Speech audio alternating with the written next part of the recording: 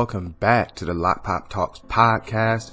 Always remember that you can follow on YouTube, Instagram, Facebook. You can subscribe to the podcast so that it may show up in your inboxes so that you don't have to wait for social media to hit you up with the notifications by going to www.tyrewilson.com. And today's episode, I want to get right into it. This one is really meant for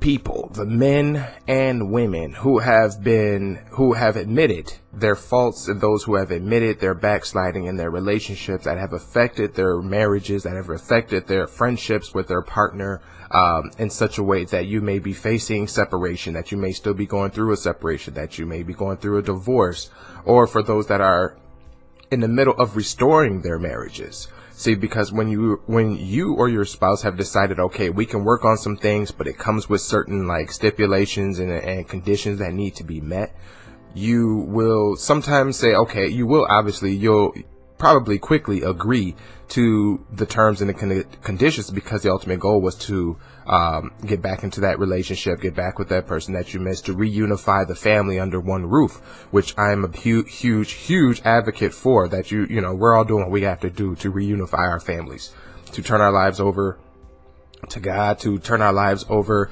a new leaf, and to make sure that we're doing it in such a way that we're doing real change. We're creating real change. We're not just fluffing, throwing words in the air and making false promises and empty promises so that everybody feels good about us and about our feelings and stuff like that. No. We're not here to do that. That's not the move. That's not the goal. So today's podcast is about deciding that it won't happen again. And I chose the word it specifically because when it comes to a relationship, like things that don't really work out, or maybe you're in a relationship that was maybe abusive, or maybe it was neglectful, or maybe it was just mean and spiteful and full of vindictiveness. The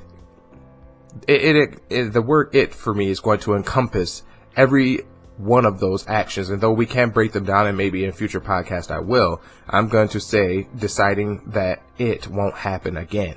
So let's take a couple things. For example, you've gotten back in your relationship, maybe husband or wife, you've gotten back with your partner, and yet they are back with you, yet there are still huge trust issues, which is normal in a relationship. Of course, it's going to be normal. It's going to be trust issues. A lot of things may have happened that you can't really expect people to like turn around from and kind of like accept you back into their life like instantly and stuff like that. It doesn't really work that well all the time. So you're getting back. So you got back with your spouse, right?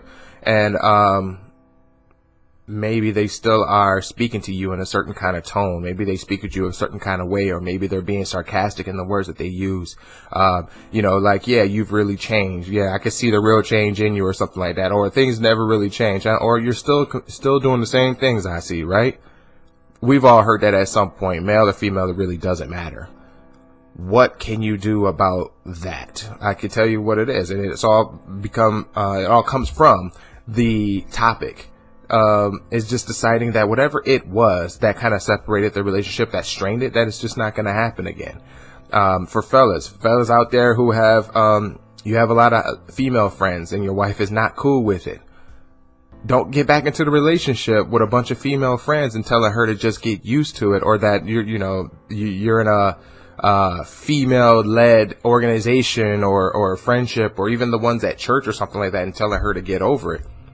That's not going to work. It didn't work the first time, so it's not going to work now. You have to decide that it won't happen again. So what do you do to defeat that? What you're going to have to do is make sure that your spouse feels like, no matter how many women you're surrounded by, no matter how many good female friends you have, regardless of their intent, whatever it is, this is a woman who's going to feel a certain kind of way about you being around a group of women, to be around a bunch of probably positive thinking, very friendly type of women. So you have to let your spouse know that she's number one.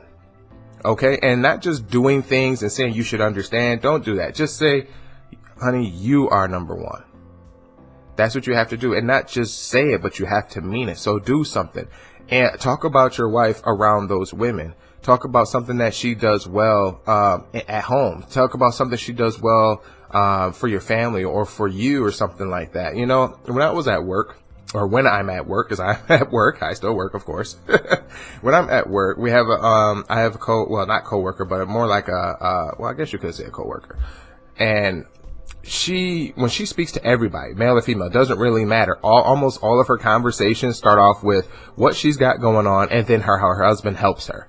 You know what I'm saying? So I can understand how it could be kind of nauseating, like, oh my God, you're constantly talking about your husband. But you know what? When her husband comes around, everybody's like, hey, guy, you know, like, hey, what's up, man? You're doing this, they doing that. People want to talk to him. So when he comes through to the job, he feels like he knows everybody because they know him, because his wife only speaks about him in a positive way. And not everything that they talk about is obviously a positive thing. She likes to make fun of her husband, but it makes him more likable. People love a likable person. So if you have not done that, maybe this is your opportunity to do that. And this is for men, and it's for women, even for women who are around a bunch of guys. You should talk about your husband or your boyfriend in a positive way, that you like him, that you love him, that you appreciate what he's doing. You appreciate what he does for your family. Too many women out here are busy. Too many women are too busy playing the victim in their relationship. So they want to vent at work, and your venting at work has strained your relationship. So when your husband and your guy comes to the job and no one says anything to him, because they're under the impression that he's not approachable, that he's not likable, that you can't talk to him, that you just can't see him a certain way. And it's funny, you know, it's not really like a race thing or a nationality thing or whatever like that. This is like a woman thing. And if you're not doing that, then kudos to you, because you obviously had to, in my earlier example, I proved that that's not all women. But if this is you, this is probably what's put a strain on your relationship with your husband. Why he probably doesn't want to come into the building where you work, meet your friends or anything like that. Or maybe he thinks your friends are stupid. I don't know. That might be what it is. So again, deciding that it won't happen has to do something with changing the way that you speak about your spouse around other people. And if you have nothing nice to say, then just don't say anything, because you know what they don't know won't hurt them. But the goal isn't to make everybody else like you. The goal is to make sure that your relationship is starting to build back that level of trust that was lost. That's what the goal is. Another thing, deciding that it won't happen again, is for people who have an issue with cheating. And I kind of eke out a little bit talking about that, because people don't like hearing about cheating. Like, cheating is the worst form of disrespect that you could give your spouse. And yes and no. And I say yes because obviously you're sharing what belongs to someone else that you decided to share with someone else, especially when you're married. You enter into a covenant with God that you are going to share your life with that person. You know what I'm saying? Like, everything about you, everything that you can provide that God has put inside of you, you will share with that other person. So when you step out of that covenant marriage, obviously you are breaking or breaching that unity that God has made possible in the first place. So it's very hard, male and female. It's very hard for women and for men, husbands and wives, to deal with being cheated on. Now, if you're the one cheating, I'm here to tell you right now, if you are cheating, or if you know you're being cheated on, let me tell you right now, it ain't got nothing to do with your partner. You might think it has something to do with your partner, but it has nothing to do with your partner. You can decide not to cheat, just like you did decide to cheat. Okay. It is just that simple. And yes, you will find attractive men. You will find attractive women. You will find attractive coworkers. You will have friends. You will have, partners, associates, constituents, whatever the case may be. Everybody's attractive if you choose to see them in an attractive way. If you choose to see them, a lot of people, they throw this stuff out there that, oh, I'm not, I'm attracted. I can't help who I'm attracted to and stuff like that. I understand that. Everybody understands that. Everybody has some type of attractive trait.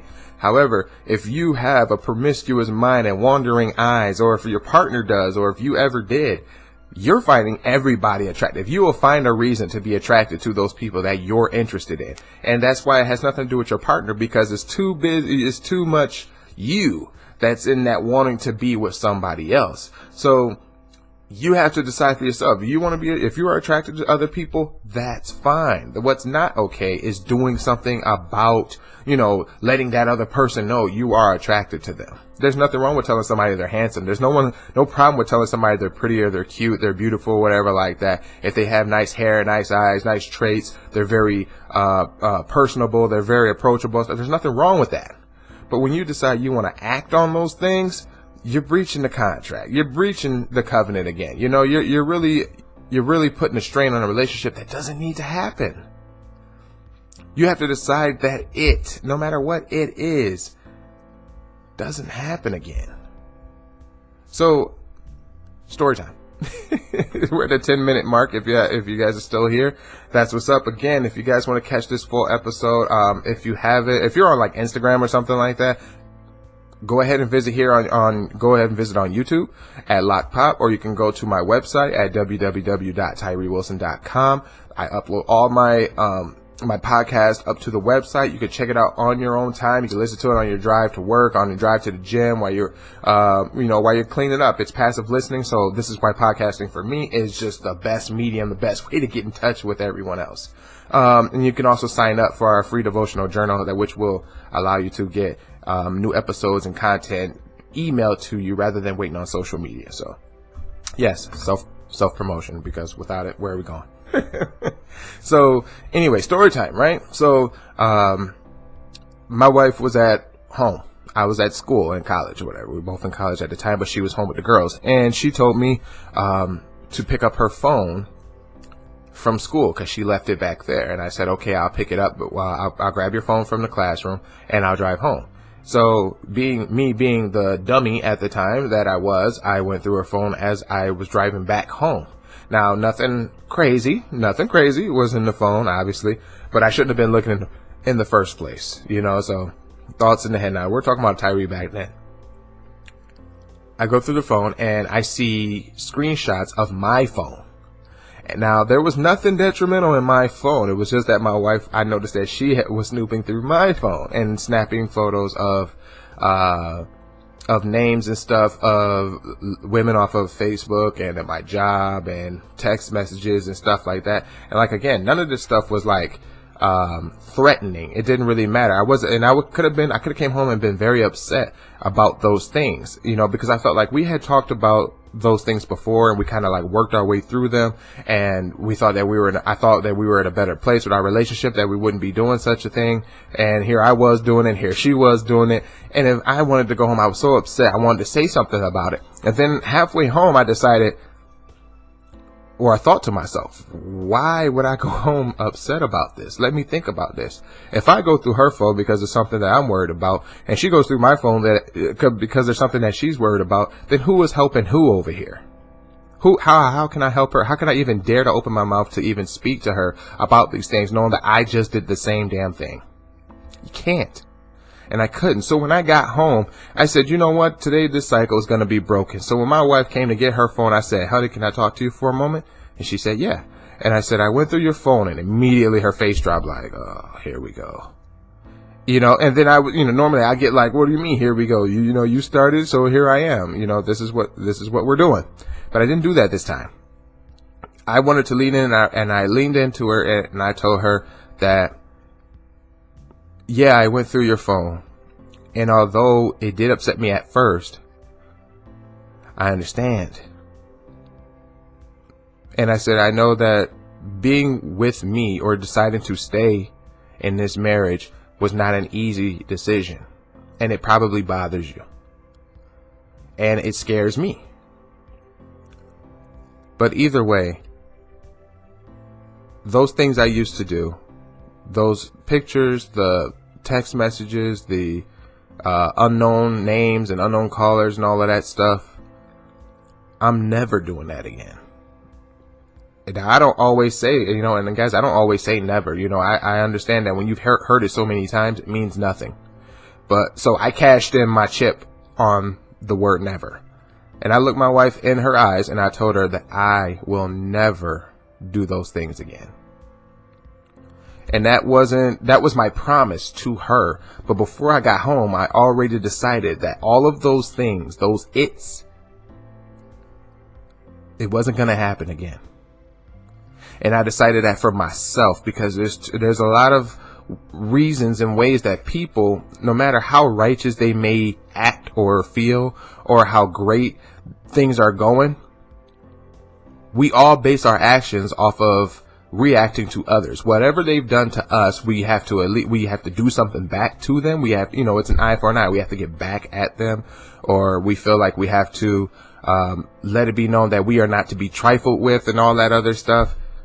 For those who do that, if you found success in that action, fine, go, do your own thing. Good luck with everything.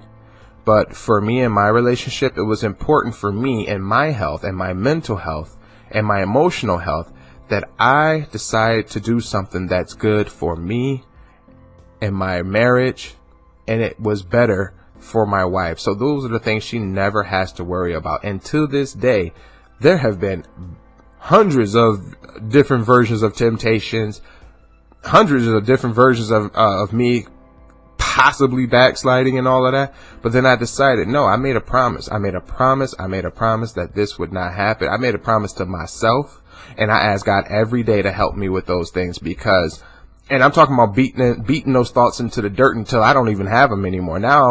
Now I have friends. Now I have female friends, male friends. I have older friends, younger friends, people I can speak to, and they all know about my wife. It has helped me promote this podcast. It has helped me promote my books. It has helped me promote my business. It has helped me promote my wife's business, my kids' business, the business of friends, the business of others. It's helped me communicate with other people in such a way that those temptations are gone. But for years they had me trapped because I was only trying to satisfy myself.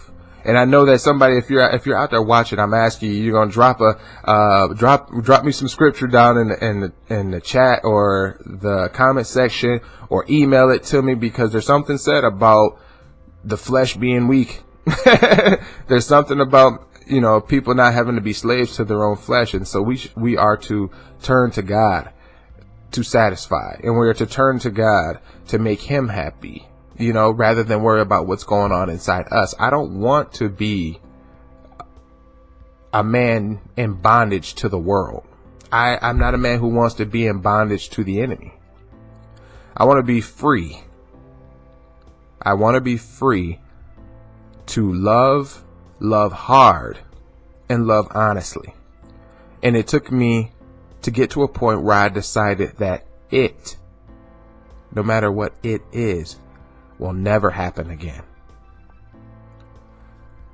All right, you guys, that's the episode for today. If you will, just hit the like, share, subscribe. You can comment questions, concerns. If you're listening to this on iTunes, rate the show. I don't care how many stars, just hit a star.